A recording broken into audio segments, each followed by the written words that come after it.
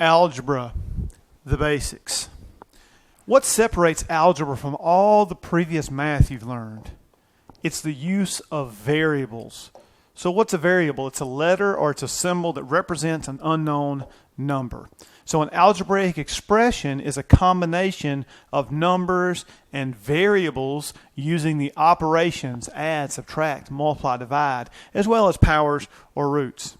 Note, there is no equal sign in an expression. If there is an equals, then it is an equation. Now, what we may do in math and algebra, we may say this algebraic expression, or we may put an equal sign at the end of it or at the beginning of the next line and say, hey, this expression is equivalent to this expression, is equivalent to this expression. But when you have expressions, you are not necessarily solving for x or solving for y or solving for that variable as you would if you started with an equation, something that has an equal sign within the same line. They're all looking for something like that. So substitution occurs when you replace a variable in an algebraic expression with a number. Okay. So if I know, if my variable is x and I know that x is 5, then I'm going to plug 5 in for x and then work the problem out from there using my order of operations and that type of thing. All right. When you use the order of operations to simplify, you are evaluating the expression at the given value. So the example I just gave, you're evaluating that expression when x is 5, if you were told that to begin with. All right. So let's look at some of these here. Evaluate each expression for the given value or values of the variable or variables. So here, x plus 10 when x equals 7. So what this means is if x is 7, we're going to plug that in for x right there. Okay.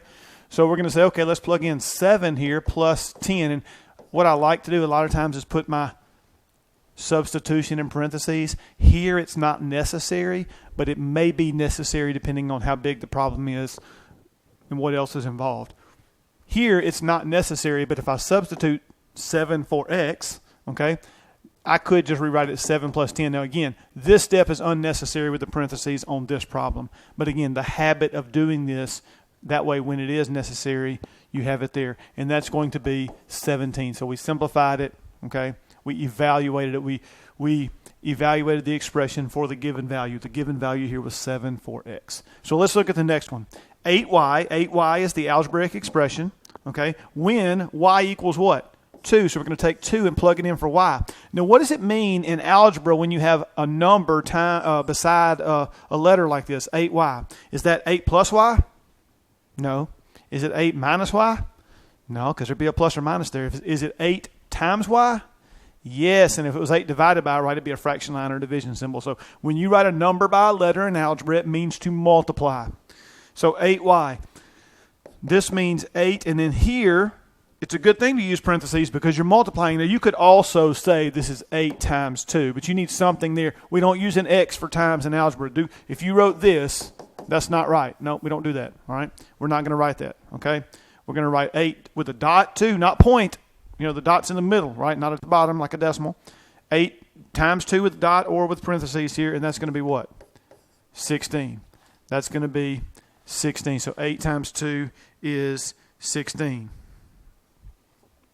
8 times 2 is 16. So now let's move on to some more of these.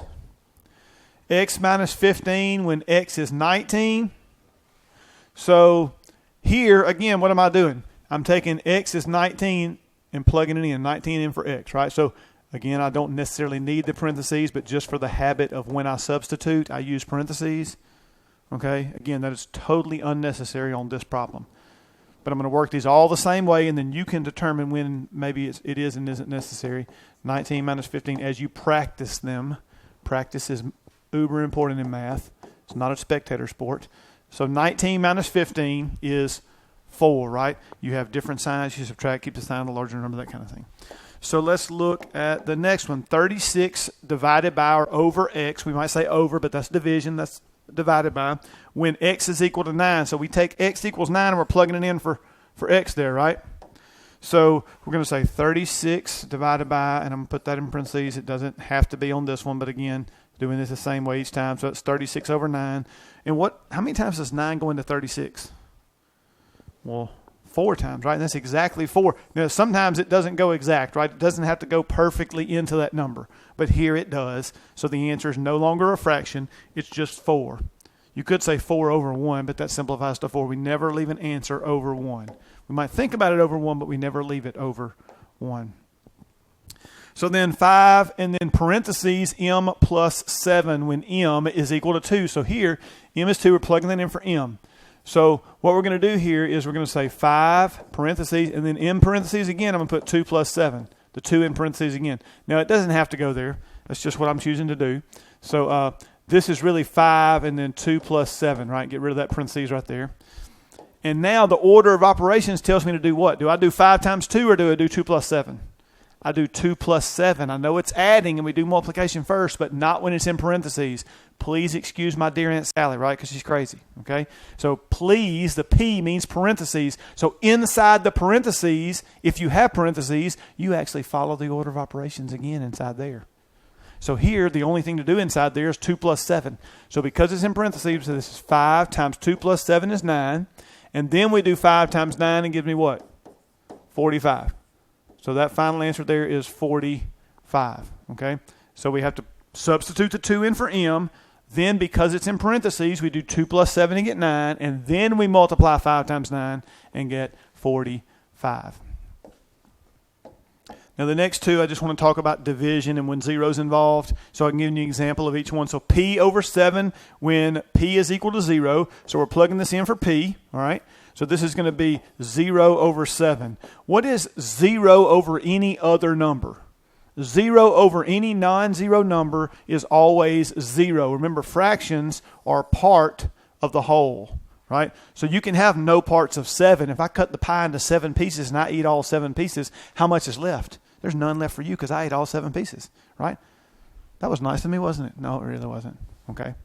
So 0 out of 7. You can have no parts of something, right? If I have 7 parts to begin with, I can have none left. Now let's look at the next one. 6 over h when h is 0. So for h, we're plugging in 0 again, right? So this is going to be 6 over 0. Now here, if I have no parts of something, how can I have 6 of them? Right? That doesn't make any sense. That doesn't make any sense. So you can't have a non-zero number divided by 0. You can't have 6 parts of nothing. So this we call undefined, okay? Or it might be called not defined, right? The prefix un means not. So not defined, undefined. And if you were in my class, I would actually let you abbreviate undefined with UND, okay? I would let you abbreviate undefined with UND. And I don't mean the German word und for and, okay? So undefined, not defined, UND, I would let you do that in my class. Don't abbreviate in your class if you don't check with your teacher first to make sure it's okay, or if they don't tell you it's okay. Don't ask them if they've already told you, but I'm just saying, make sure you check. Don't just, well, the guy on YouTube, they don't care what I say. They're your teacher. You care what they say. They're your teacher, okay? It's okay to get help from YouTube, but make sure you do what your teacher wants. They're your teacher, and you're in their class, all right? So 3x plus y when x is 5 and y is 7. So here we're going to say x is 5. That goes in for x, okay? And then we're also going to say, okay, we have y, right? We're going to plug in 7 for y. So let's see. Let's write this down here. We're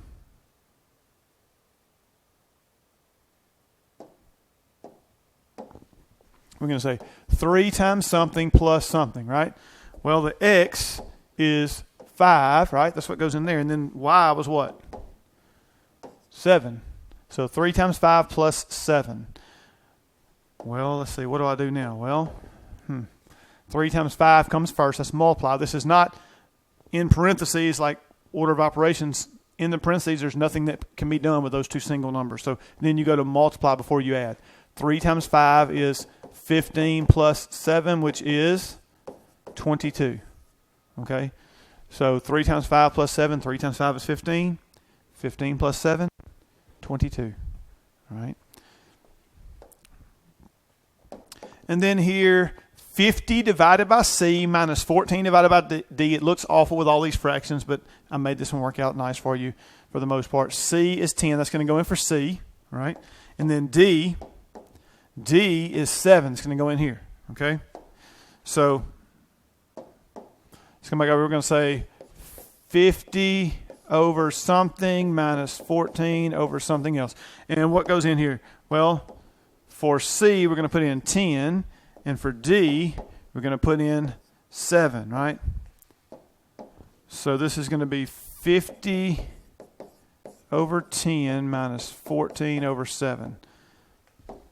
And 50 over 10 is going to be what? 5 over 1, which do we ever answer over 1? No, we think about it. 10 goes into 10 once. 10 goes into 55 times. So that's going to end up being just 5. And then minus. We're not changing the sign here.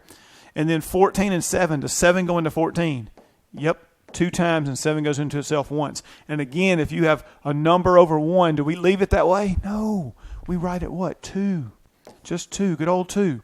And then we have 5 minus 2, and I just said it. 5 minus 2 is 3. Okay? 5 minus 2, we keep simplifying, is 3.